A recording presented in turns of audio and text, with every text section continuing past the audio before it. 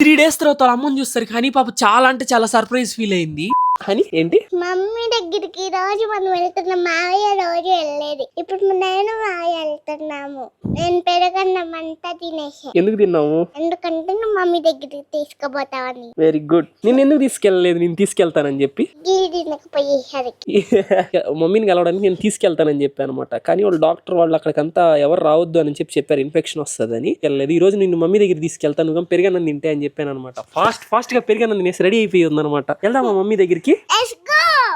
మా సిస్టర్ దగ్గరికి వెళ్తున్నాం అనేసరికి మేడం గారు ఎక్సైట్మెంట్ అయితే అసలు మామూలుగా లేదనమాట. నార్మల్గా అయితే సర్జరీకి 1 డేనే అనమాట. తర్వాత డే అయితే డిశ్చార్జ్ అయిపోతారు. కానీ కొంచెం లేట్ అవడం వల్ల 3 days అయితే పట్టింది. హనీ పాపను ఆపడం చాలా కష్టమైంది అనమాట. మొత్తానికి అయితే ఇప్పుడు హనీ పాప హ్యాపీనెస్ అడ్డు అదుపు లేదు.